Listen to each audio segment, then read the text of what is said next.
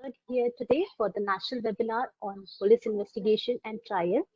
As we all know that justice is the end of law, and to achieve this justice, there is a vital role of investigation and trial. In the absence of fair and rational investigation and by the police and the subsequent trial in the court, there will be not be administration of criminal justice system. In the failure of the administration of criminal justice system, law will not be able to have a stable society. Hence, the role of the fair and effective police investigation and of the trial is essential for a stable and just society. Therefore, the intricacies of police investigation and the subsequent trial will be shared by none other than the very person involved in the same process for his life, Mr. Sandeep Tamgadke, sir, Additional DGP of Nagaland with us. So I request here HOD ma'am, Dr. Payal Thawre, to deliver the opening address for this webinar. Over to you, Payal ma'am. Thank you so much, Shivani. At the outset, I extend my warm welcome to Mr. Sandeep Tamgadge, sir. Sir, it's always a pleasure to have you in our department and to know your experiences and to get insights from you, considering your vast experience on this subject. The very objective of this webinar today is that we understand that the police investigation and trial system is very, very important. And if there is any sort of complexity, or if there is any sort of difficulties, which are there in the police investigation, then it is going to certainly affect the justice system.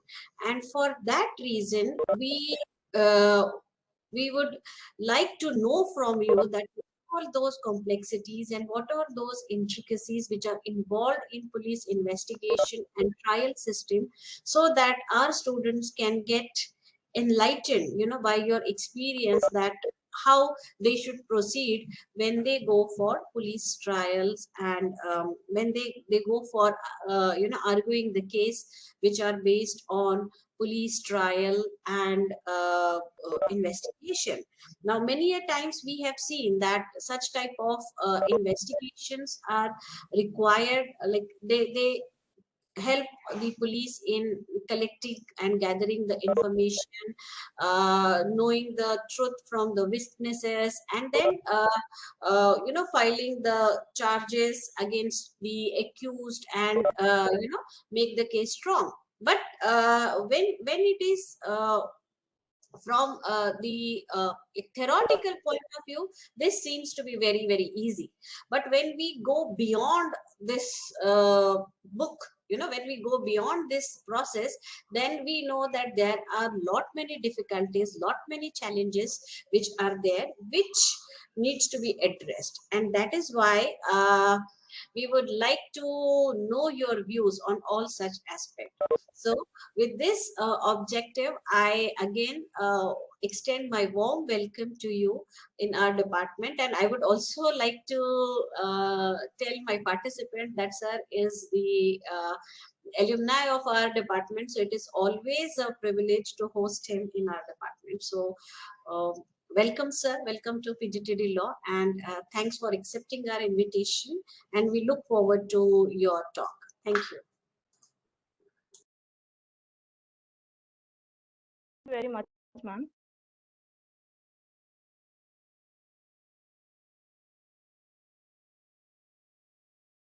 A very good morning to all. I, Vidhi Varne, on behalf of Postgraduate Teaching Department of Law, RTM in Nagpur, welcome you all in the national webinar on police investigation and trial. I would like to introduce our today's presenter, keynote speaker, and our guest. He is IPS and an additional Director General of Nagaland Police, respected Mr. Sandeep Tamgadge, sir. Pleasure to have you here, sir. Mr. Tamgadge, sir, is very keen in learning. He had tutored BSc from Hislop College. Then after, he has done Masters in police management from Osmania University. He has diploma in cyber law. Also, he was a cybercrime investigator. Also, he has done LLB from Rashtrasanta Tukadoji Maharaj Nagpur University, and he is a dear alumni of our postgraduate teaching department of law, Nagpur. And also, he has done postgraduate diploma in intellectual rights.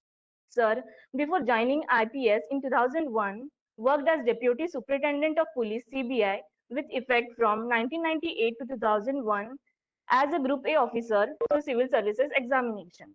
Subsequently, he again appeared in Civil Services exam and got selected in Indian Police Service in 2001 and allotted to Nagaland. After completing the professional training at National Police Academy, Hyderabad, he went to Nagaland and served for a period of 11 years till 2012 in challenging circumstances in various capacities. Sir has posted in Nagaland from 2001 to 2011 as Sub-Divisional Police Officer in Mokuching District. Also as Superintendent of Police in Zunebito and Phek districts in Nagaland. Also as Assistant Inspector General of Police in Kohima Headquarters in Nagaland and Commandant in Nagaland Armed Police Battalion.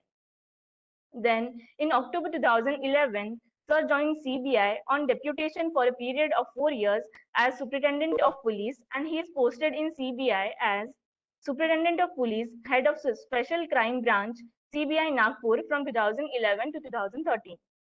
He was also a Superintendent of Police of Special Investigation Teams, Ahmedabad, Gujarat. He was also posted as Superintendent of Police, Anti-Corruption Branch, CBI Nagpur. He was further posted to Nagaland from 2015 as Security Advisor to CM of Nagaland. Then Inspector General of Police, CID, Phek Headquarters, Kohima. Inspector General of Police, Armed Battalions, Nagaland.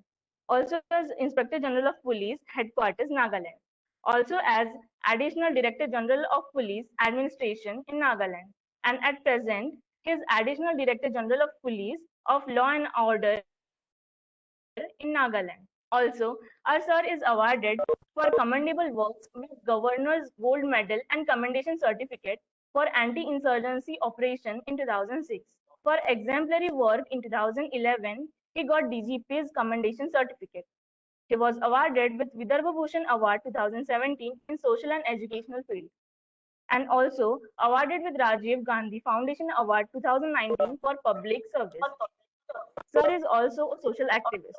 Under the aegis of Smriti Shri Madhukar Rao Kangarge Charitable Trust, he has done multiple verticals of work in social, educational, and health sectors, such as scholarships to the talented orphan girls from last 5 years, free libraries for competitive exams, extensive work in sickle cell anemia disease, rural charitable hospital in Sindhi village, Wardha, and many more. Also, he has been associated with student guidance, multiple NGOs for education, employment generation, culture, and literature related activities from last 2 decades. Now, without further delay, we will turn the time over to you, sir.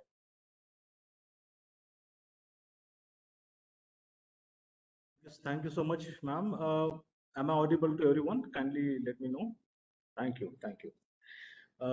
First of all, I wish to thank PG Department of Law, Nagpur University, for giving me this opportunity of coming today and participating in this webinar on a very important topic of police investigation and trial.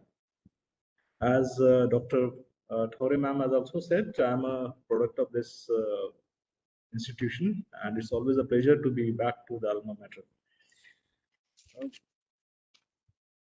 The topic is quite vast, and there can be two ways of going ahead with this.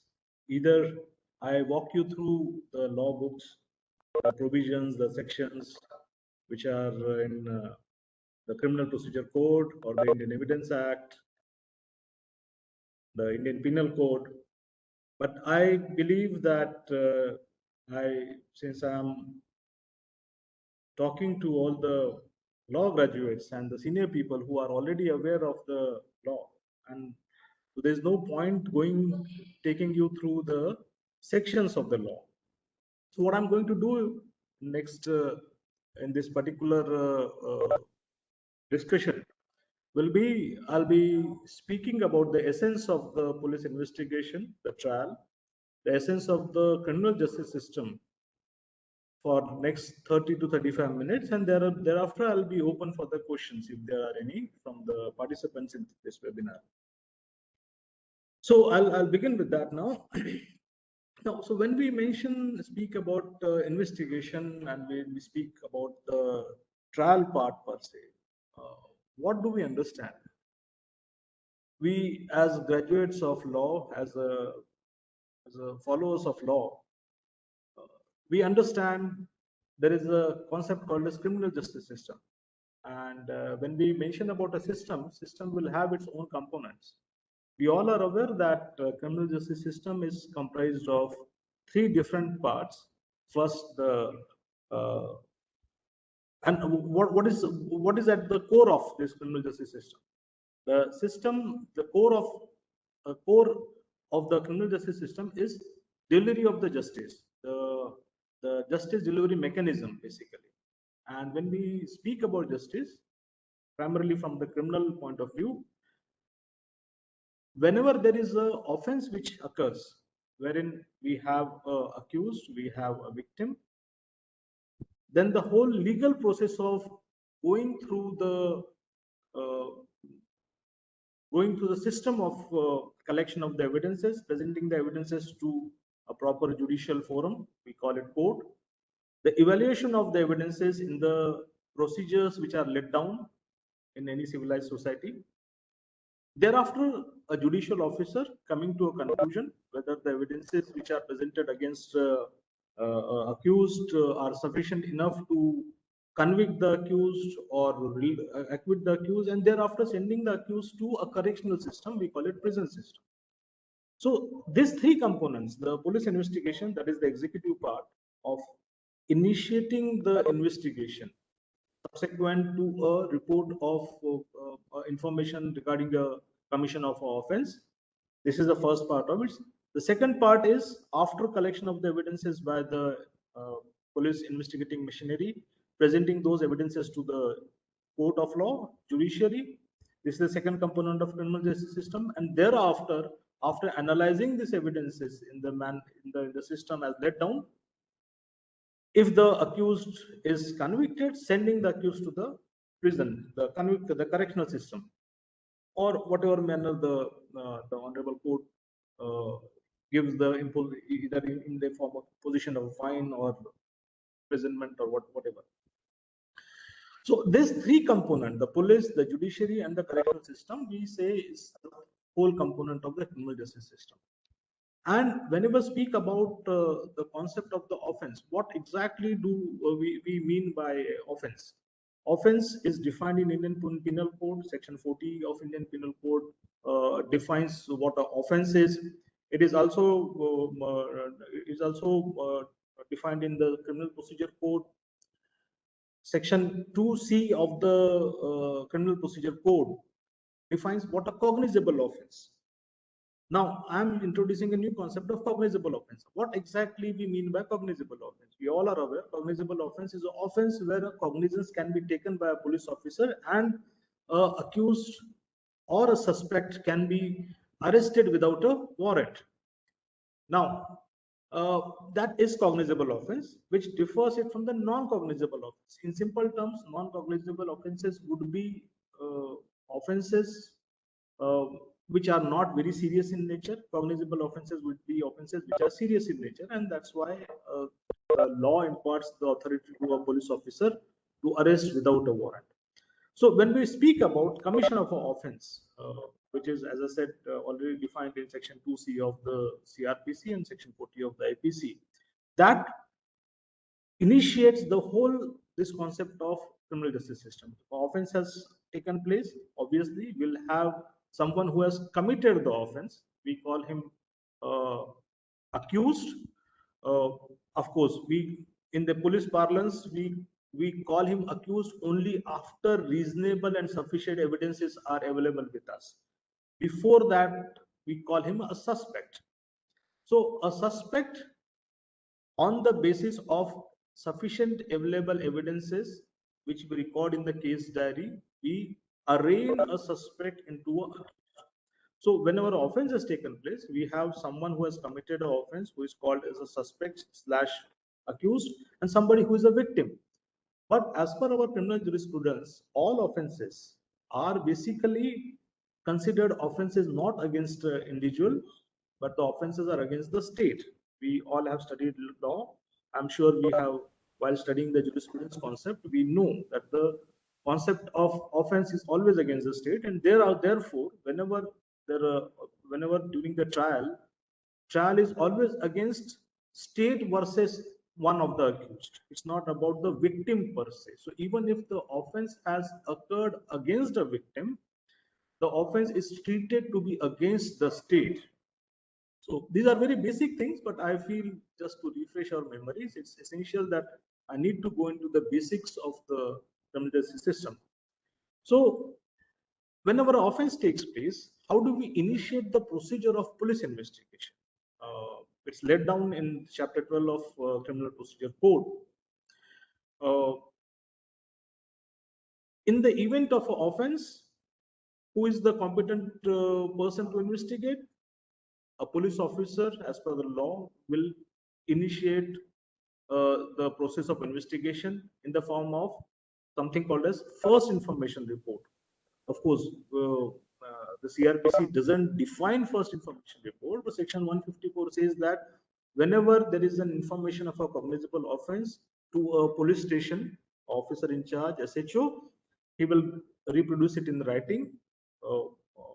The commission of the offense, and this report, we call it first information report, will have whatever prima facie available information of an offense. There would be a complainant. If there is no complainant, the police can take suo motu cognizance of a offense, write down, sign. It will mention the date, time, place, etc., etc. If there is if the identity of the accused is known, we write down the identity of the suspect in the FIR.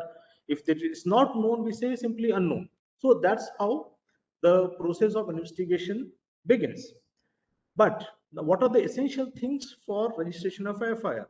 I mentioned that we need to have a police station. First, can FIR be registered anywhere? No, we need to have a police station for that. Now, where does a police station is defined, or where it is? Where is the what is the legal background of a police station? So, section 2S of the CRPC defines a police station. What a police station means, and it simply means any building, any structure which is notified by the state government will function as a police station. It will have a defined jurisdiction, a geographical jurisdiction, which will be headed by OC, officer in charge, which is again defined in section 2O of the CRPC. And the roles and authorities of the OC or the station house officer is well laid out. So for initiation of an investigation, for registration of FIR under section 154, we need to have a police station which is notified by the state government. Now, if we purely go by the concept of law, it says that a police station has to be notified by the state government. Then the obvious question is, how does then this federal investigating agencies like the CBI, the NIA, etc., they function? Because these notifications are made by the union government. So therein lies, then we go back to the constitutional provisions of the differences of the distribution of the duties between the union list, state list, and the concurrent list. As per the constitution, maintenance of law and order and the investigation per se is entrusted to the state government. It is a part of the state list. However, we have federal investigating agencies like National Investigating Agency, which is a specialized federal investigating agency created as per act passed in the parliament in 2008. We have one other federal investigating agency called the Central Bureau of Investigation, which derives its authority from an executive order called as Delhi Special Police Establishment Act, and that's how it functions within the states. But since law and order is the state subject, at least for the CBI, for the functioning of the CBI in any state, it depends at the concurrence and approval of the state government. Now, today, if state government says that we do not want the CBI office to investigate in our jurisdiction, CBI cannot register a case unless there is a express approval and consent of the state government. In last couple of years, multiple state governments have removed the concept of the CBI and has per se not allowing CBI to register any new offenses. Mind you, the offenses, the FIRs which are already registered, the investigation will continue. There are multiple case laws by the Supreme Court, wherein says that even if the state government removes the consent for whatever reason, the investigation which is in progress will continue and will reach its logical conclusions. So, but we cannot, the CBI cannot register a new FIR. Like in the state of Maharashtra, for last, I guess, 1.5 years, the state of Maharashtra has removed consent from CBI.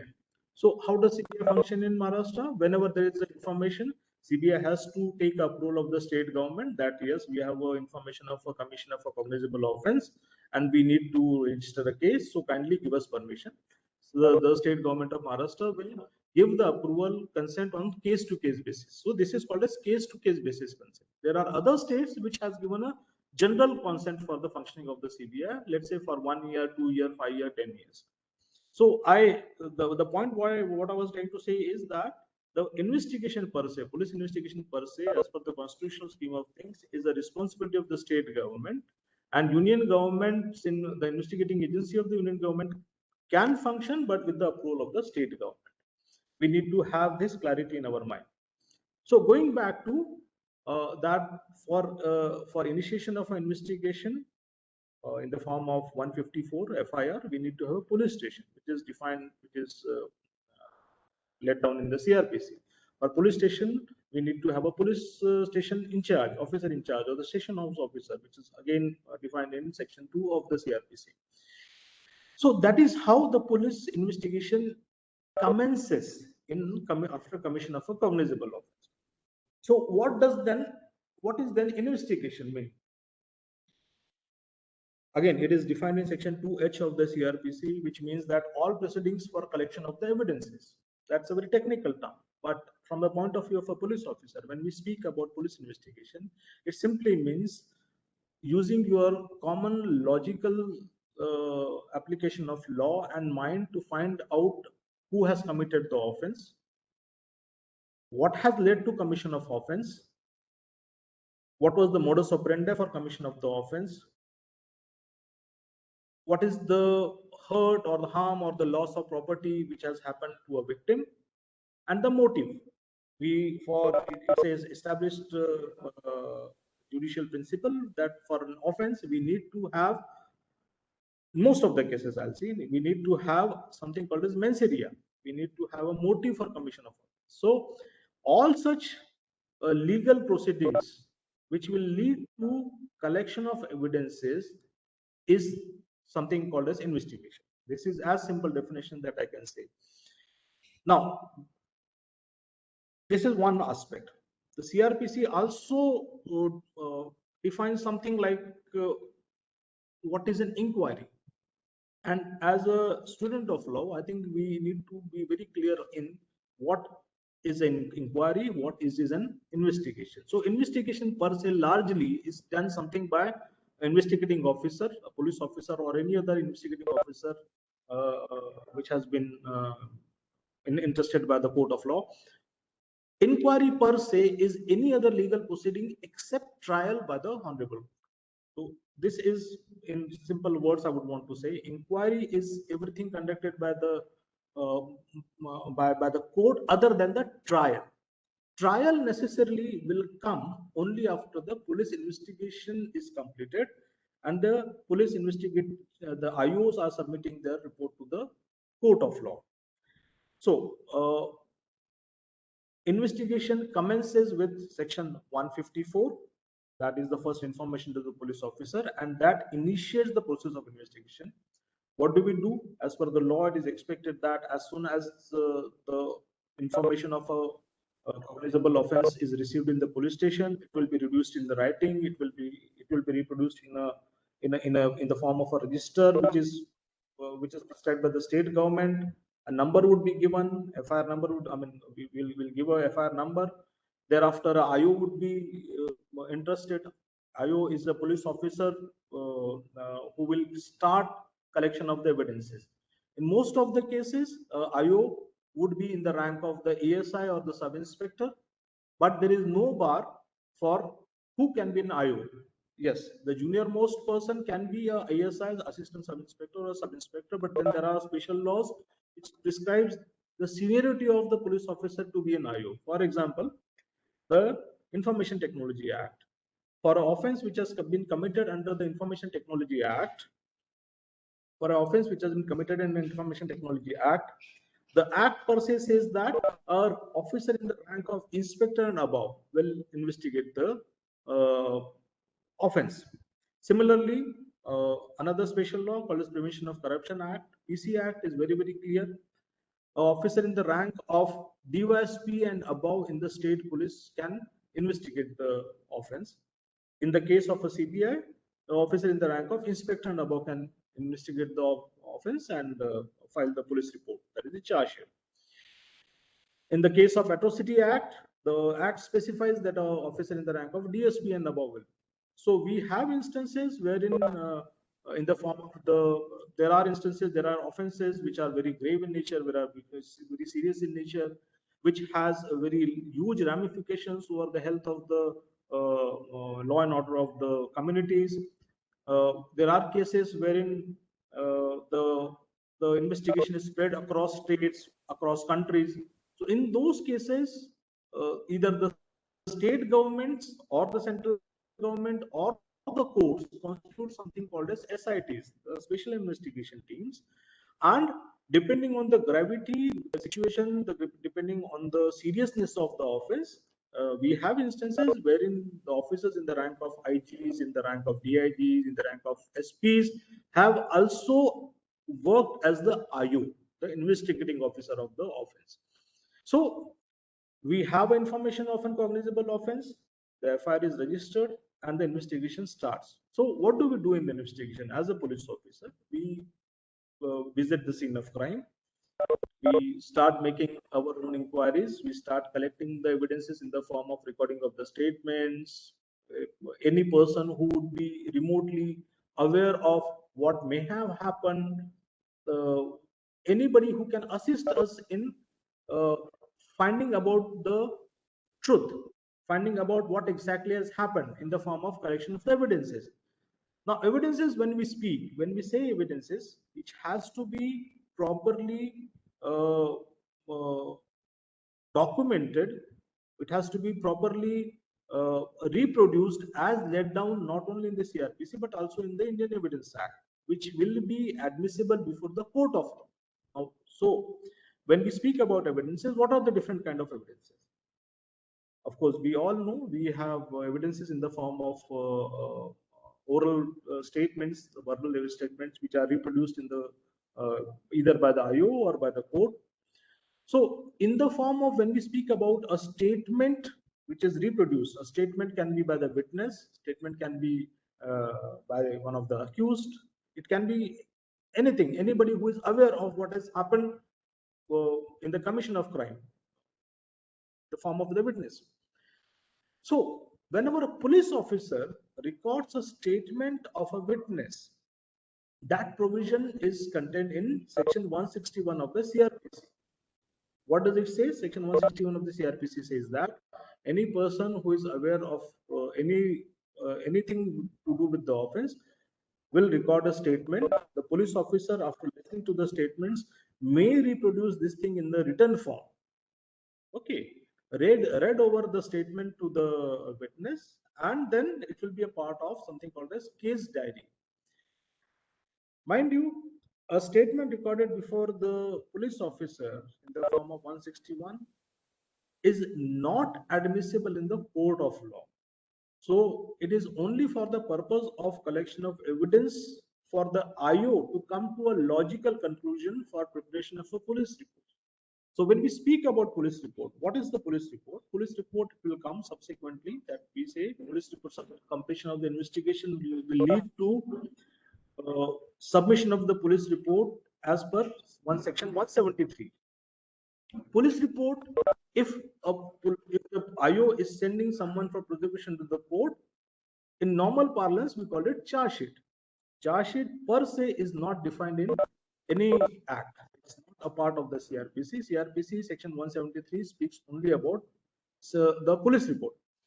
So coming back to section 161, 161 is a statement of a witness or of accused recorded by a IO, and it will be a part of the evidences. And I was mentioning that section 161 statement before a police officer is not admissible in the court of law. Go back to our natural principle of justice that and our criminal jurisprudence that unless any evidence is established by due procedure as laid down in the CRPC in the form of the trial procedures, it's not relevant evidence.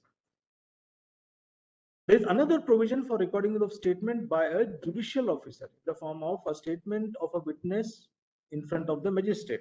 That provision is laid down in section 164. And if you read the provision of section 164, it says that a statement recorded by a judicial officer in the form of a magistrate, the statement has to be in the form of a willing statement. So if you read 164, it says statement statement in before a magistrate in the form of a confession or statement.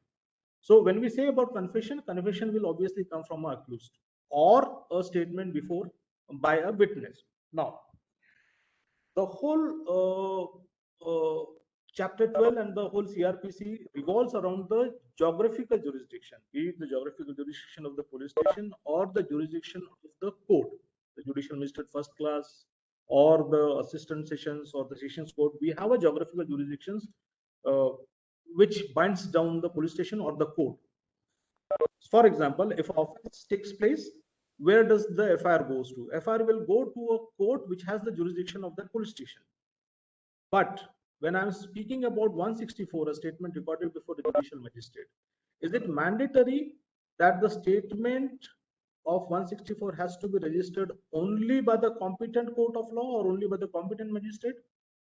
Law is very clear in that. Law says that a statement before 164 can be registered by any magistrate, not necessarily by the jurisdictional magistrate. So, for example, if an offense has taken place here in Nagpur, and if the police investigation leads someone to, let's say, in Delhi, and for some reason the witness is not able to come to Nagpur, so the IO has the liberty to approach the nearest judicial magistrate with a prayer that this offense has taken place, this is the FIR, and on the strength of this FIR, this investigation is in motion, and sorry, and for these circumstances, the witness cannot travel to Nagpur, so please register his statement under 164 in Delhi.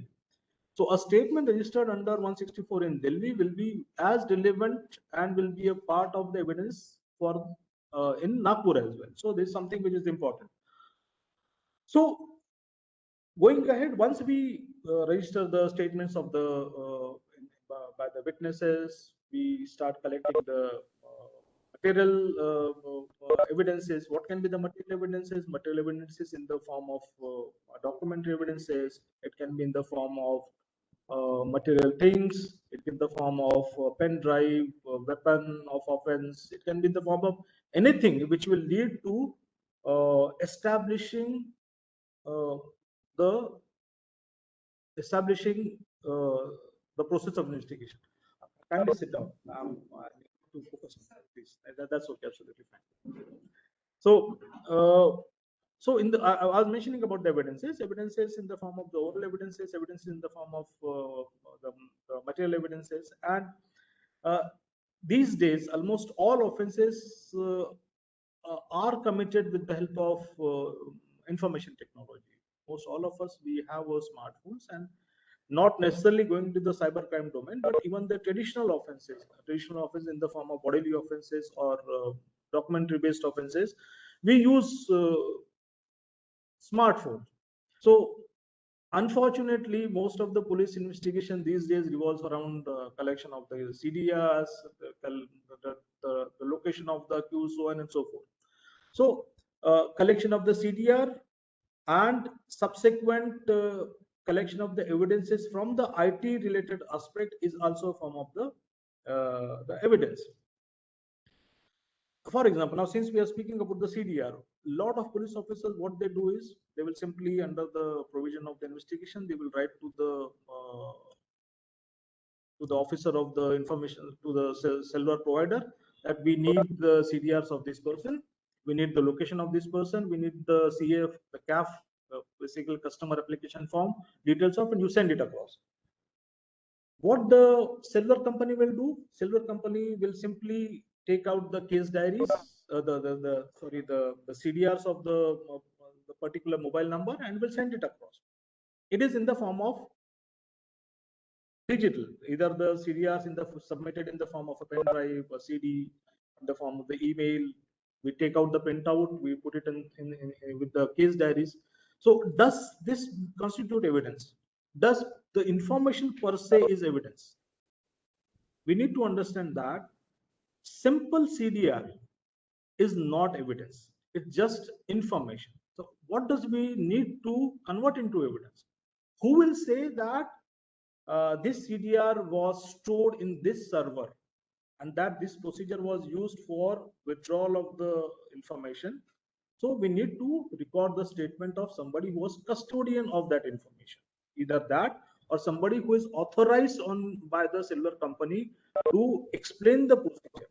So once we have a statement of the nodal officer of that cellular company, which will explain to us in what manner this information, digital information, was stored, in what manner this has been retrieved, and this is the way, this number you have provided. So a statement of the nodal officer along with the proper procedure of the retrieval of the information, that will constitute a evidentiary value, and that would go into your case diary. Now, I'm mentioning something called as case diary. Now, what is a case diary? It's a very important part in the police investigation. When we mention about case diary as reflected in section 172 of CRPC is nothing but a sequence, logical, chronological efforts of the IO and what he has done for the collection of the evidences, beginning with the day on which the FIR has been registered. So case diary number 1 dated this and this is the location. It has been started today at the police station. We have received the information of a cognizable offense, such and such, such and such. So usually the CD number 1 will reflect the details of the FIR, and thereafter, whatever efforts that the IO does in the form of the collection of the evidences, in the form of recording of the statements, if he takes someone in the custody, arrest, all such details must go into the case diaries. Case diary is basically a diary maintained by the IO in the form of for the process of the collection of the evidences in the form of the investigation. Now, can the case diary be called by the competent court of law? Yes. Case diaries can always be called by the court of law. In fact, whenever a police officer takes somebody in police custody and presents it to the court after 24 hours, the honorable courts will usually go through the case diaries and see what efforts have been done by the police officer for collection of the evidences, what are the evidences which are against the person, the suspect who is in custody. And only thereafter, the honorable court will decide if a police custody needs to be given or even if it needs to be sent to the judicial custody. So case diary is a very important concept. Case diary is something which will record all efforts of the investigating officer that he does for the police investigation. Can the case diary be called during the trial? No. Case diary cannot be called for the during the course of the trial unless the IO who is giving his evidences in the form of a prosecution witness refreshes his memory. See, what happens generally is the IO will complete his investigation, will submit its report to the competent court. The trial will take some time to come. Trial will take some. It's not that trial will come immediately after 10 days, 15 days. With the backlog of the cases, it usually there is a considerable delay from the time of the filing of the charge sheet and from the actual trial to commence. So it may happen that the IO may not remember all the relevant details. So if IO is refreshing his memory from the case diaries, that is the time when the case diary will be shared with the defense as well. So that's one time, and that's the reason why case diaries are very essential. So when we speak, as I'm mentioning about the investigation, we collect the statements, write the statements, collect the evidences, we take the people into custody. If there is some particular building needs to be searched in the form of a residence, in the form of an office, in the form of any building which may have some evidential value, search is conducted. The provisions of the search are given in the chapter 12, wherein the police officer per se can go ahead, or if he needs a warrant of search warrant, he will obtain the search warrant from the competent court and then depute either he can personally go or depute a junior officer, authorize a junior officer for conducting the search. So this in short is the police investigation: recording of the statement, collection of documentary or any other material evidence, if required taking the person in custody, examining him, forwarding the person to the police custody or judicial custody. After completion of the investigation and after completing all such formalities, documentary formalities and everything, after getting uh, uh, reports from, let's say, there are times when the cases needs to be sent for experts, the forensic experts or any expert for that matter. Generally the experts would be the experts on the documents, GQD, the government examiner of question documents. If we need to establish authenticity of a particular document, so a GQD is a forensic expert which deals purely with the document evidences. We have experts in biology, we have experts in ballistics, we have experts in chemical technology, we have experts in cyber forensics. We have these days we have even cyber accountancy and so many new fields. So these experts are the experts.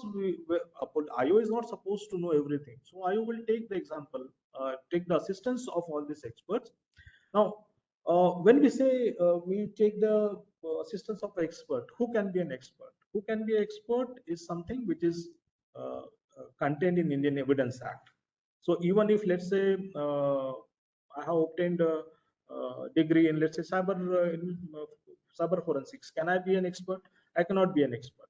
For me to be an expert, government needs to designate me as an expert, notify me as an expert. Only then, thereafter, the expert opinion will be considered as a evidentiary value. So, in the process of investigation, a lot of time things are referred for expert opinion. Once we collect the expert opinion, that would be a part of the police investigation. That would also be a part of the police diary. And thereafter, after taking into account the various oral statements of the witnesses, the material things, there may be at times circumstantial evidences, the opinion of the expert on a lot of other things. IU comes to a conclusion of whether the offenses and the allegations which were initially in the FIR are established or not. During the course of the investigation, there may be few other discovery of few more offenses which will be included in the police report. So after analyzing all such things, IO is supposed to come to a conclusion that if the final report in the form of police report needs to be sent to the court for initiation of a criminal prosecution, if he says that, okay, accused number A1, A, B, C, D have committed such and such offenses, he will reproduce the same thing in the form of a police report under section 173 and send these persons to the court for something called as commission of the trial, the prosecution. And in general parlance, we call it as charge sheet. If after the investigation, the IO feels that the information per se cannot be established because the evidences has not established the offences which are registered in the FIR, he will simply send a police report in the form of a closure that, okay, this information was there. There was about a commission of offense. I have investigated, I have collected the evidences, but the information of a cognizable offense is not true. And therefore, I am sending this police report in the form of a closure. Please accept it and close the case. Now, what will happen? First, we'll speak about the closure part. So if the IO of the case, after completion of the evidences and files a closure report in the form of 173, the competent court going through the evidences can accept the opinion of the IO that, okay, there is absolutely nothing, I accept the closure, and that ends the FIR there. Or honorable court may feel that the IO has not done a professional job, that he has not completed the investigation in its totality. So the court will reject the closure, will simply say, go ahead with further investigation. You have not investigated on such. These are the aspects that you have not investigated. Complete this investigation, then again come back to me. Or simply, court may say that you have submitted the report to me. These are the evidences, but I feel that there are good enough evidences which may lead to taking cognizance. So despite the fact that the IO has recommended the closure, court will simply say that no, I'll not accept the closure. In fact, I'm not also sending the case for further investigation. I'm taking cognizance and will go ahead and I'll issue the notices. So not necessarily that whatever the police investigating officer is saying will be accepted by the court of law. This is the first instance of when a closure is sent. Now, second instance of when the police report is forwarded to the court in the form of a charge sheet. So charge sheet is not mentioned in the CRPC, but if the IO is sending the people for prosecution, what will happen that? From thereafter, the trial part will commence. So as I said, the section 2G says that inquiry by an magistrate other than the trial. That means trial will commence only after the investigation. When we speak about trial, the first stage of trial is something called as committing the case. What do you mean by committing the case? The charge sheet is produced in the competent court. The competent court, let's say if the offenses are of the cases of warrant case. Now that brings me to the different forms of the case, different forms of the trial, warrant trial, summons trial, and the summary trial. No, not much difference. Difference is only on the gravity of the offenses and the punishment prescribed by the IPC. A warrant trial is a trial which has a very serious crime, wherein a punishment is prescribed more than 7 years and above. Obviously, when we say 7 years, all such offenses which recommends life imprisonment or death and so on and so forth will all be warrant trial. What is a summons trial? Any offense which has a punishment less than 2 years will be a summons offense. And what is summary offense? Any offense which has less than 6 months. So it's a summary offense. And the process of trial will also differ from the warrant, summons, and the summary. But let's, for the sake of our time, we'll limit ourselves to the trial of the warrant case. Obviously, as per our criminal jurisprudence and as per our constitutional values, if a person has to be convicted for an offense which has a punishment for more than 7 years or life imprisonment, you are depriving a personal liberty for more than 7 years. So the procedure has to be quite elaborate. The accused who has been alleged to have committed an offense needs to be given a proper opportunities for defending himself. So this is the logic of our jurisprudence. If you go back, it says that let the 1,000 persons be go scot-free, but not a innocent be is convicted. He basically should not be. So on that logic, the entire procedure of the trial is laid down.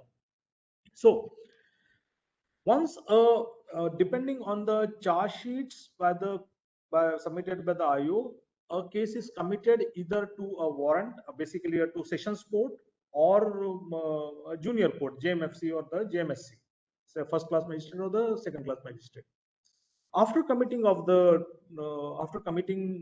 case, the courts will go through the police report and will find out whether how many sections needs to be taken cognizance of. Police may say that okay, the person has committed offense under section this, and these are the evidences. The honorable court need to apply its mind, go through the police report, and decide if all such sections that the police is recommending will go in for prosecution or not. It may happen that the honorable court may not agree with any of those things that the IO is saying, may agree with half, partially, or may agree with the full, and then will do something called as taking cognizance and commission of the offense. A number will be given by the court for the case number, which will be entirely different than the FIR number which was in the police station, and thereafter the process of the trial starts. What do we do in the trial? In trial, the notices are issued. Basically, the process are issued. That is the process stage. What exactly is the process stage? That okay, the IO has submitted this police report to us, wherein these are the witnesses which are listed. These are the prosecution witnesses which will establish the case. That okay, he will come and say that yes, I saw accused entering that building. I saw the accused having altercation with the victim. I saw this person. I'm aware of that there was previous enmity. Whatever the witness want to establish. Or that yes, you are an expert who has given opinion on ballistic, you have examined the weapon of offense and has given this opinion, or there may be some other witnesses. So you will issue the notices. Somebody who is having a custody of a document, the courts will issue the notices that okay, we have taken cognizance of this particular case, and now appear in front of the court and depose. So this is the stage of prosecution witness. After the notices, the stage of prosecution witness comes, wherein the prosecution try to establish the charges which are laid down, which are collected with the evidences which are collected during the process of the investigation. As I was mentioning in the beginning, even if the offense per se is between two individuals, the accused and the victim, but the investigation is conducted by the state, so there would be someone from a legal officer on behalf of the government who will try to establish the case, establish the evidences. What do we call this legal officer? We call him assistant public PP or the public prosecutor, who will fight the case on behalf of the state. There will be somebody, another legal person, who will defend the accused. What do we call him? A defense assistant, a defense advocate. Okay.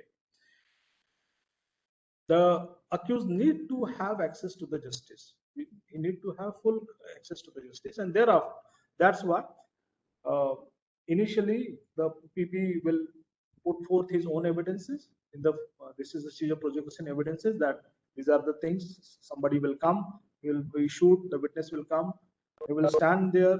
The prosecution will put forth this evidence that okay, these are the things.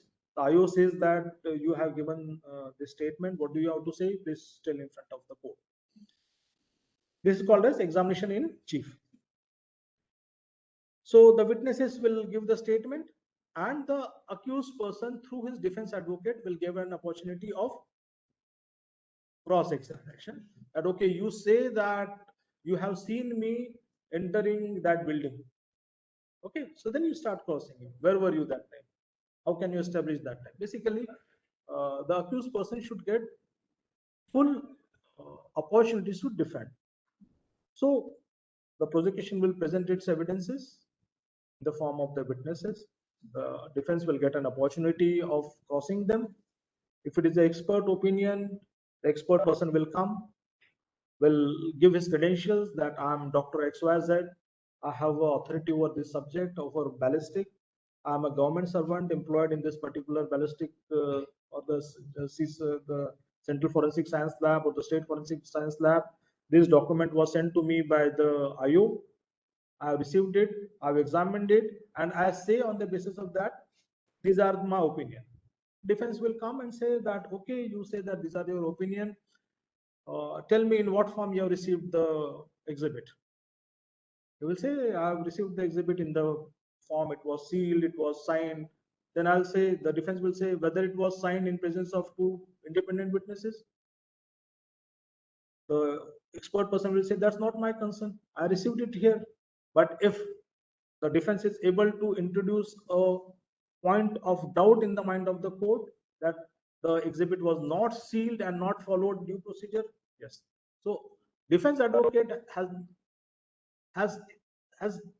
nothing to do but just to introduce the amount of doubt in the mind of the court that due procedure will conduct in the investigation has not followed, and that's why it is a initiated investigation. So the prosecution will bring its evidences, the defense will cross it, this procedure will go on. After the prosecution evidences is over, what is the next stage? The next stage in the trial is statement of the accused. The accused will come, honorable court will say, okay, these are the charges against you. The IO, the investigating agency, have said so many things against you. The prosecution evidences has produced this thing. What you have to say? Principle of natural justice. I am giving an opportunity. So accused will say that prosecution is telling that day I was present here, but I was not present there. I was somewhere else. This is the concept of alibi. Okay, that I was not present here. I was in Delhi. These are two evidences that I was in Delhi. My cell phone, if you see the tower location, I was in Delhi. The police is framing me up. The prosecution has produced the wrong evidences. So whatever the accused has to say, the court gives an adequate opportunity to the accused to present his own version. Thereafter, after the stage of the statement of the accused, the stage in trial is the defense evidences. It was prosecution evidence, thereafter statement of accused, thereafter the defense evidence. Now it's the opportunity of the defense to produce its evidences that I have not committed this offense. Whatever the prosecution says, that's not mine. So for that, I'm willing to produce my own evidences. Okay. The court will ask the prosecution, okay, the defense wants to produce its evidences. Do you have any objection? Generally, prosecution cannot say that it's objection because the defense needs to be given full opportunity. So defense will come up with its own evidences. Then defense will give its evidences. If prosecution want to cross that thing, it will be done. Thereafter, the defense evidence is completed. After completion of the defense evidences, something called thereafter, we give the court will go through the prosecution evidences, the statement of the accused, the defense evidences, and will give the delivery of judgment. What is the difference between judgment and the sentence? Judgment is just establishment of coming to a conclusion. Judgment can be in the form of conviction, or judgment can be in the form of acquittal. That the judicial process is over now. The honorable court has gone through all the evidences which are produced before the honorable court and will come to a judgment. If it is acquittal, fine. If it is not acquittal, if it is conviction, then there would be argument on the amount of the sentence which needs to be given. If it is conviction, okay, then there will be further arguments and the discussion on the amount of the sentence, and thereafter finally the sentence would be announced. This in short will be completion of the trial process in the warrant related case.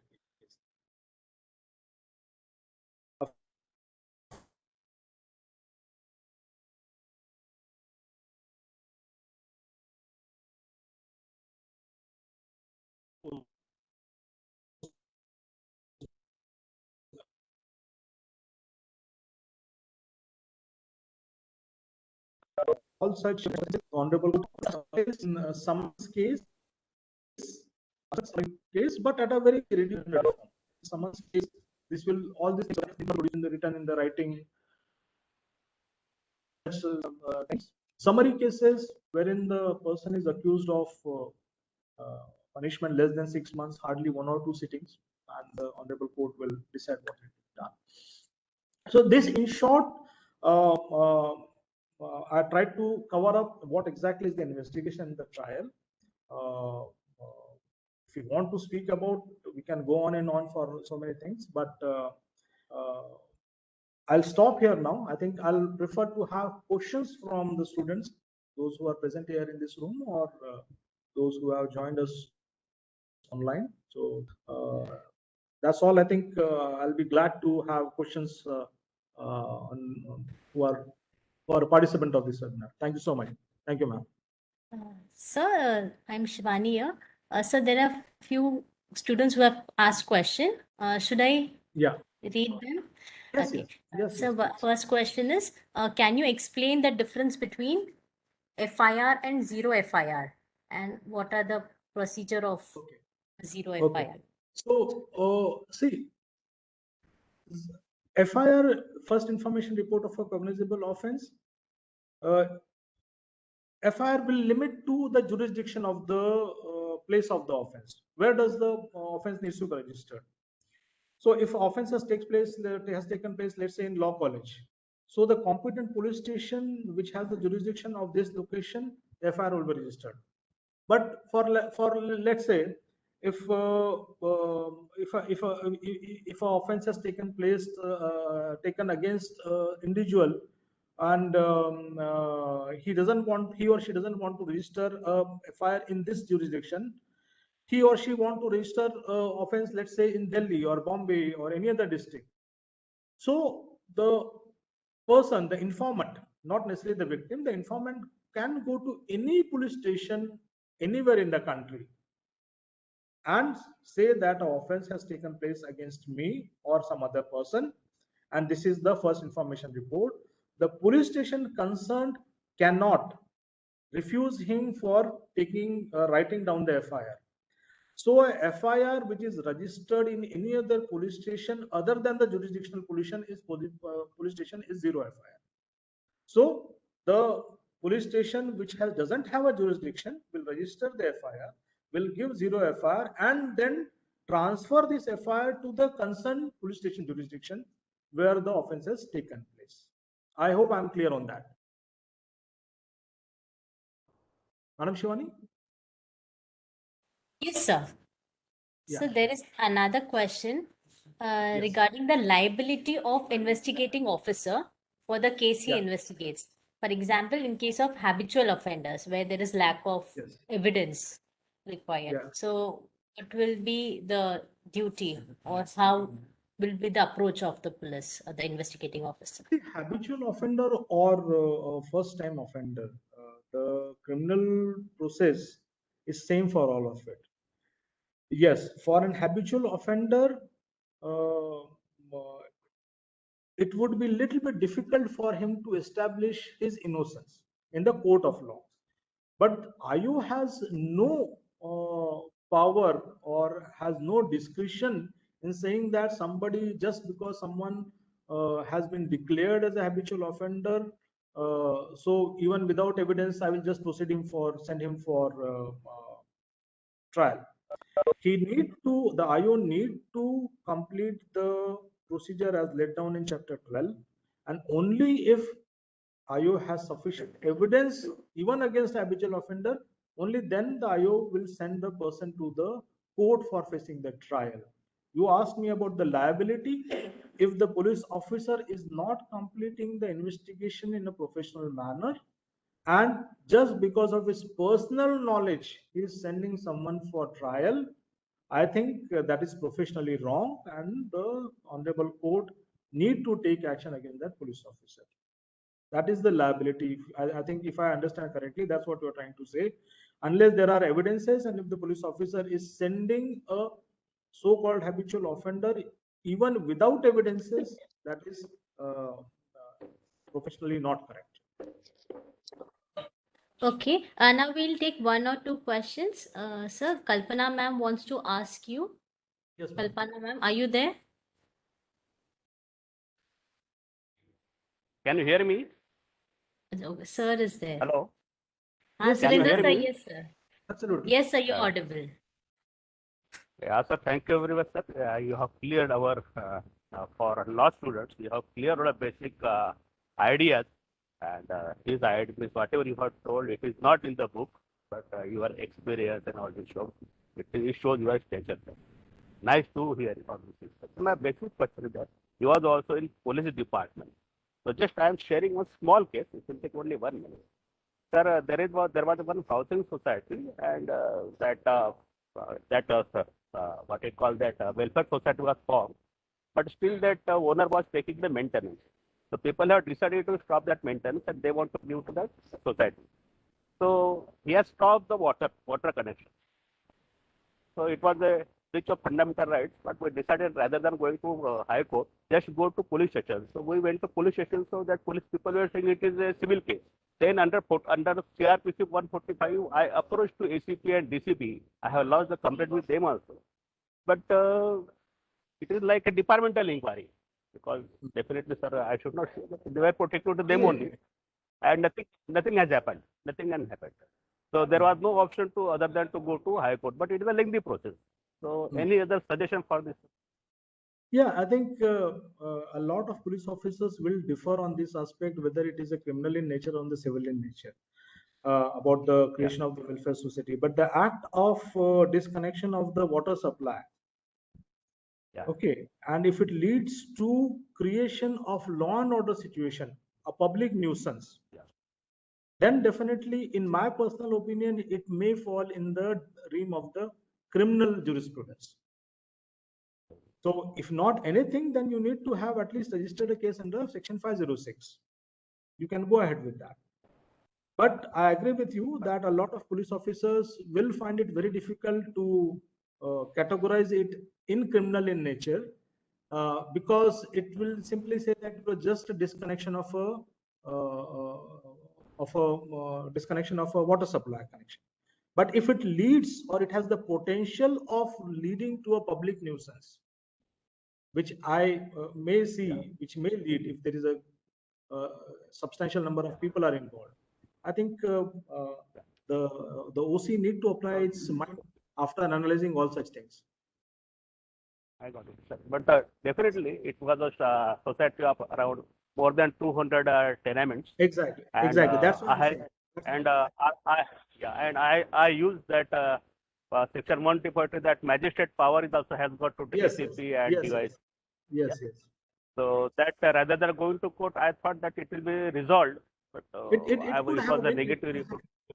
It could have been. Unfortunately, what happens is, this is not an excuse, but for a lot of our police officers, they are so overburdened that they feel it's much easier to Yes. say that this is a civil nature Yeah, and to Right. to we have skip the responsibility.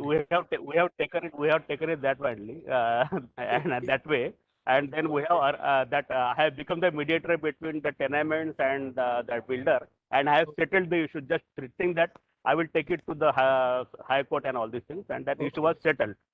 Okay. But sir, Wonderful. again, one small case. That it is the one case. That person was a principal scientist. That case Okay. is live now.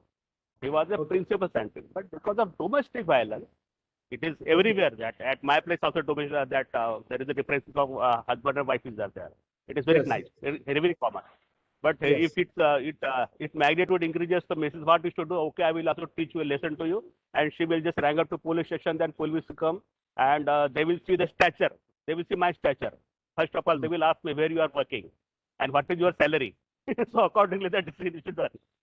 So that person called him in government that guest house to police. That's just saying the protection only. So that police has come at the government hospital, government house, And literally that policeman, he has bitten very seriously in front of his wife and kids and neighbors. No, Actually, they were not having that power. They were not having that power. absolutely not. Absolutely not. Sir, I'll tell you, no Yeah, police officer has power to beat anyone. In fact, yeah. that's a very, see, since this webinar is on the concept of investigation, we have such Yes, a sir. well-led procedure for conducting the investigation. Yeah. The police officer, if he's resorting to physical violence, I'll say he's simply incompetent police officer. He's not able to establish the investigation through a well-out scientific evidences, a scientific investigation. So in order to have a shortcut, he will resort to a physical violence. Physical violence is not going to establish anything in the court of law. In any case, But their motive. as I was saying, I got it, sir. I got one it. statement has no relevance in the court of law. Yes, sir. Yes, sir. Okay. So, sir, in such case, what you can suggest where I should move? Sorry, sir. In such cases, in court, Yeah, where I should go? No, if it's in the case wherein the police officer has used violence, Yeah. oh, you can Yes, simply yes, yes. write to his, you can simply write to his senior officers that he has resorted Yeah, to I have violence. written. I have sent the mail. I have sent the mail, but Then I have if sent the there mail is to commissioner also. if there is no response from that, then you No, need to no, approach the there's court no response. for taking So- action against the concerned police officer. Yeah. So Okay. due There to are due Thank you. grievance citizen mission. Yeah, thank you. Yeah. Thank you, sir. Thank you. Sir, due to scarcity of time, we'll take one last question. So the question is, Yeah, please. There is some couple of people here in my Yes. audience also who wish to ask the question, but I'll take your question Sir, first, ma'am. Go ahead. yes. So the question is, what is the position if any state government withdraws its consent to CBI investigation in that state? As I was saying, investigation is a state subject, and if the state government removes the consent, the CBI cannot register any new FIRs thereafter. The cases which are already under investigation will continue and reach its logical conclusion. But for registering any new offences in that particular state, CBI need to approach the state government for giving a consent. It's as simple as that. As of now, I think there are 10 cases in the country which has removed its consent to the CBI, and CBI cannot suo moto or in the form of a written receiving of a written FIR can register a complaint or register an FIR. Investigation will not commence if the consent is removed. As simple as that. Okay, sir, you Ma'am. can take the physical questions, sir. Yeah, there is one question. Yes, sir, please. Please be seated. Basa na. So my question is, during the course of traveling, I'm traveling from Bhopal to Nagpur, and in between I come to know that my luggage is gone. And when I reach Nagpur, I come to know that somewhere in between this track it has gone. So where do that FIR materialize? The question is that it's a continuing offense. The question is that someone is traveling from place A to place B, and he has lost his luggage, or his luggage is stolen, and he realizes that only after reaching his destination. So where does the FIR will be registered? That's your question. Yes. I think the CRPC is very clear in that the offense of in a continuing journey can be registered at the place of origin or place of destination or any of the places in between. So no police station can deny that. So of course, see, there are various reasons for the police officers to deny. One reason is simply to skip the responsibility, but law is very clear. It can be registered in, you give the example of Bhopal and Nagpur. It can be registered in Bhopal. It can be in Nagpur, any of the places between Bhopal. I'll take one last question from you, ma'am, and thereafter I think yes. जी बताइए. जी.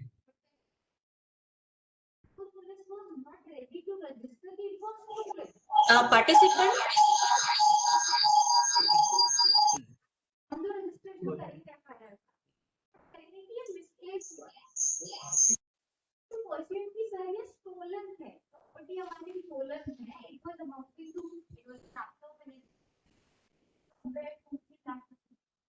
बहुत सारे लोग कर रहे हैं हम नहीं register करेंगे आप कुछ भी करेंगे कि मैडम ये मैं आई स्टार्ट बाय सेइंग कि पुलिस का ये रवैया गलत है, उन्होंने करना चाहिए।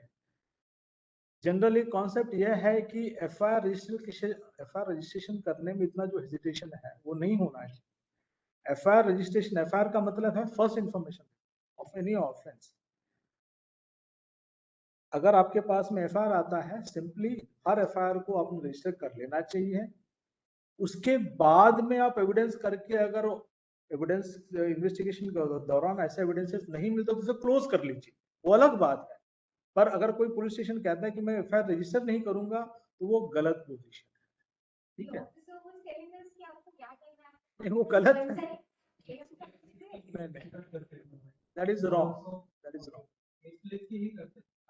मैं कह रहा हूँ वो गलत है, that is wrong on the part of the police station. और अगर पुलिस स्टेशन, अगर एसएचओ जो ओसी है अगर वो नहीं कर रहा है तो लॉ में प्रोविजन है, please approach the court, court will direct investigation to commence, है ना?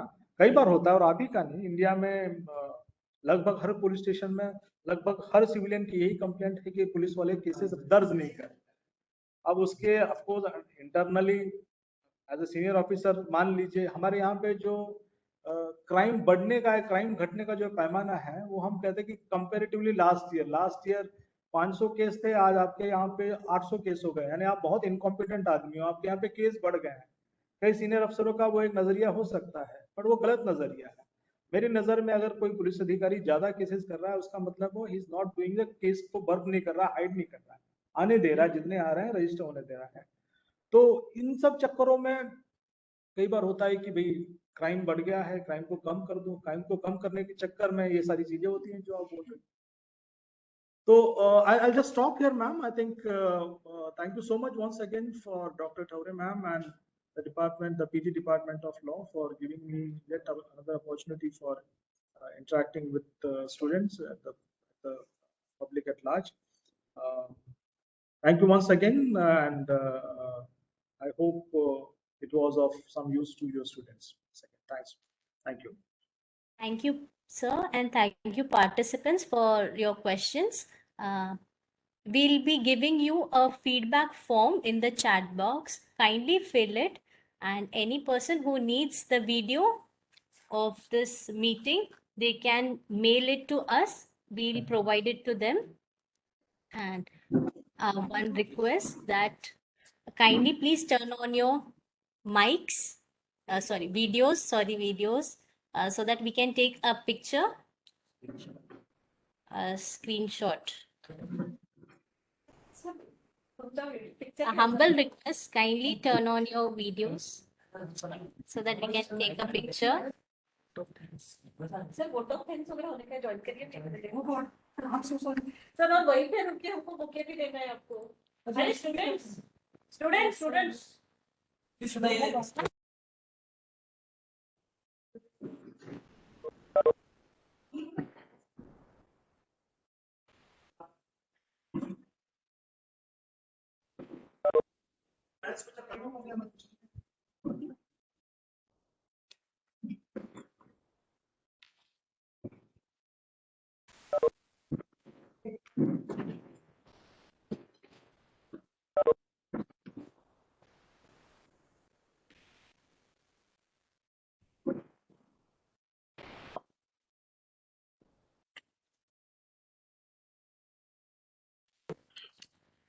Thank you so much, participants.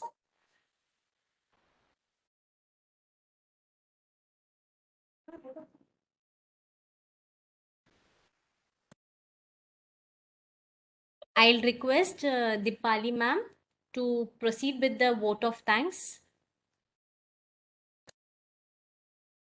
Good afternoon all. Honorable Speaker, Mr. Tamgadge sir, Additional DGP Nagaland, Dr. Payal Ture, HOD Department of Law, faculty members, my colleagues and dear students. I, Dipali Mankar, on behalf of Postgraduate Teaching Department of Law, RTM Nagpur University, take privilege to express my sincere gratitude to Mr. Sandeep Tamgadge sir. We are so much thankful to sir who has spared his valuable time from his busy schedule for this webinar. In this webinar, Sir has shared his experiences as well as provided information to the students on the very important and serious topic of police investigation and trial, the intricacies and practicalities which can be known and experienced by a person involved in the process as an authority was being discussed by Sir, which will definitely help and guide students in their future career. I am thankful to Dr. Payal Taure ma'am for giving us this opportunity for conducting this webinar, and also thankful to all the faculty members for their cooperation and participation in this webinar. I am also thankful to all the students who have shown great enthusiasm for attending this webinar. Last but not the least, I would like to give my special thanks to the technical team, without which it would have been impossible to conduct the webinar smoothly. Thanks everyone and take care. Dear participants, we have shared the feedback form link in the chat box. Kindly fill it and you will be given the e-certificate within 7 working days. Thank you.